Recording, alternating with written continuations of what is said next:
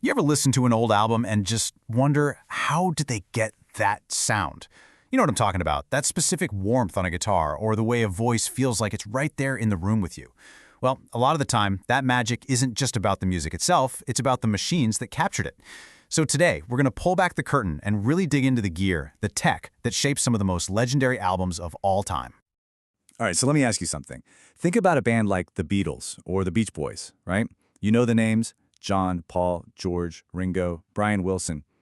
But what if I told you that on every single one of their classic albums, there was another member? A crucial, unlisted member of the band. A silent partner whose fingerprints are all over the final record, but you'll never, ever see their name in the credits. That silent partner? It's the recording studio. And I don't just mean the four walls and a roof. I'm talking about the whole shebang. The giant mixing consoles, the clunky tape machines, the specific microphones they used. This stuff wasn't just sitting there, passively capturing sound. No way.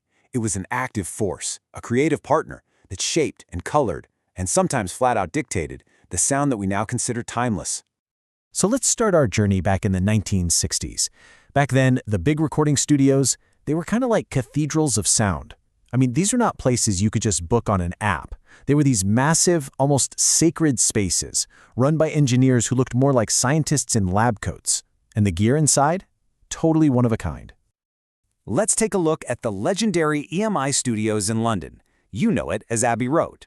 Back in the 50s and 60s, you couldn't just go online and order a professional mixing desk. It just wasn't a thing. So EMI had this incredible in-house team, the Record Engineering Development Department, or RED for short, and their job was to literally invent and build the gear from scratch. Think about that. This meant Abbey Road had a sound that was completely unique. Nobody else on the planet could sound like them because nobody had their gear. And what's so cool is you can literally hear this tech evolution in the Beatles' music. Their early stuff, that was all recorded on these custom-built, all-tubed RED consoles.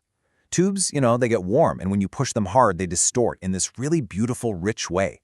The engineers, guys like Jeff Emmerich, knew this. They would crank the preamps, especially on Ringo's drums, just to get that warm, crunchy harmonic distortion. It's a huge part of that early Beatles sound. But then, fast forward to their last album, Abbey Road. The studio had just installed a brand new solid-state TG12345 console. Transistors, not tubes. And just like that, the sound changed. It became cleaner, more clinical, with this top-end sparkle, as they called it. It's a totally different vibe. And that entire sonic shift, it's all because of the guts of that new mixing desk. And it wasn't just a console either. Get this, the Beatles were working on these huge Studer J37 tape machines that had only 4 tracks. 4! I mean, think about an album like Sgt. Pepper's with all its layers. How did they do it? Well, they basically had to invent ways around it. They perfected a technique called reduction mixing, or bouncing. They'd record on all 4 tracks, then mix those down onto, say, 2 tracks of a second machine. That freed up 2 new tracks on the first machine to record more stuff. It's genius, right? A whole creative process born out of a technical constraint. And the wild part is, every time they did that, it added a little bit of tape hiss. That noise became part of the texture, part of the sound of the record. Okay, so while all that was happening in London, let's hop across the pond to Hollywood. Because at the same time, another absolute genius was pushing the recording studio to its breaking point. Brian Wilson had just quit touring with the Beach Boys, and he basically locked himself inside Western Studio 3, treating it like his own private laboratory. His goal? To create the single greatest rock album ever made, Pet Sounds. And this whole experimental approach just exploded with the song Good Vibrations. I mean, Good Vibrations wasn't really recorded in the traditional sense, it was assembled. Brian Wilson developed this modular method. He'd record tons of little musical bits and pieces. He called them feels. And get this, he used 4 different Hollywood studios just to capture their unique room sounds and textures. We're talking over 90 hours of magnetic tape, which cost an absolute fortune back then. Then he would sit down and physically, with a razor blade, cut the tape up and splice all these tiny fragments together to build his Pocket Symphony. This is cut-and-paste editing, but done by hand, decades before a computer could do it with a click. But okay, not everyone was spending months slicing up tape. At the very same time, a totally different philosophy was taking hold. It was the complete opposite, really. It was all about capturing the raw, live, spontaneous moment, not chasing some kind of meticulous perfection. And the perfect example of this? Van Morrison's masterpiece, Astral Weeks. This album, this whole beautiful, sprawling thing, was recorded in a mad dash, just 2 weeks. Van Morrison brought in these absolute top-tier jazz players, like the legendary bassist Richard Davis, and the whole idea was just to capture lightning in a bottle, to get the intensity of a live gig right onto the tape. The sound is so complex and organic, it honestly feels like it could just fall apart at any second, and that's exactly what makes it so magical. And look, you can't talk about that live, in-the-room jazz sound without talking about the legend Rudy Van Gelder. This is the guy who recorded all those classic Blue Note sessions. His studio was like this cathedral in miniature, and he was obsessively secretive about his methods. I mean, there were stories he would put fake labels on his microphones so no one could copy his techniques. He almost never used isolation booths. Instead, he'd get separation by being a master of microphone placement, just knowing exactly where to put each musician in the room. He loved the Neumann U47 and the classic RCA 77 ribbon mics. Always put a mic right up close on the bass and used a minimal setup on the drums. He let the sounds bleed together naturally to create that comfortable, we're all in this together live feel. So these big cathedral studios were amazing for sure, but they were also super expensive and exclusive. You had to be a big deal to get in there. The next huge shift, the next revolution in sound, happened when the gear started to shrink. It got cheaper, it got smaller, and it finally escaped the pro studio and ended up in the bedrooms and basements of a whole new generation of musicians. I'm talking about machines like the Tascam 38 A-Track. I mean, this was an absolute game changer. Suddenly, for a few grand, a band could own their own multi-track recorder. They could experiment for hours, for days, without some studio owner breathing down their neck about the bill. This is exactly what a band like Sonic Youth did. They recorded their super raw, noisy album Confusion is Sex in the rehearsal space on one of these Tascam machines. The gear itself made a whole new kind of art possible.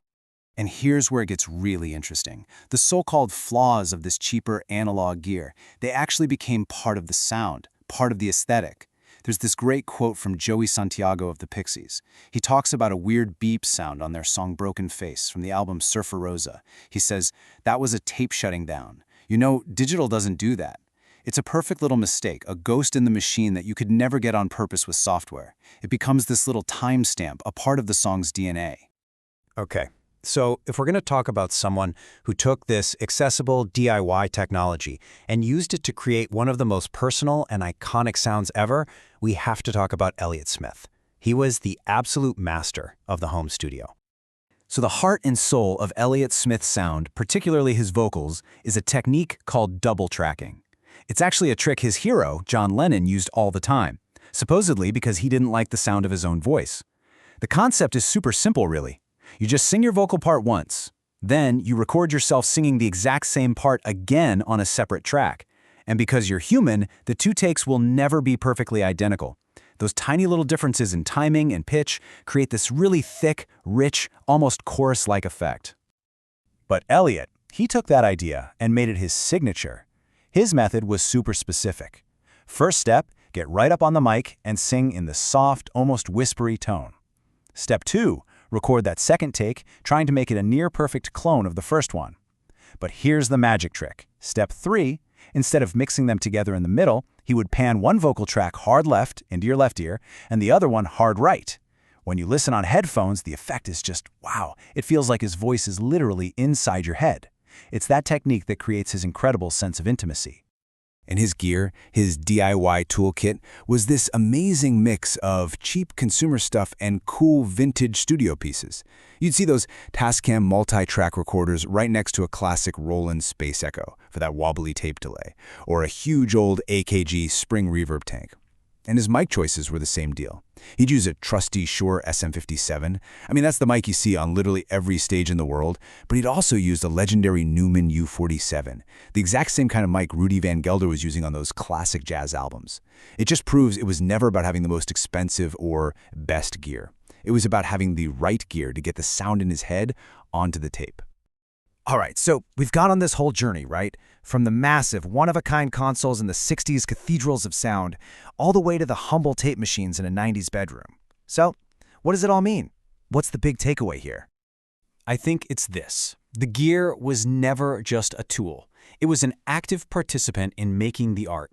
That warm, fuzzy distortion from an old EMI tube preamp, or the hard limit of only having 4 tracks to work with, or the signature wobble of a tape echo.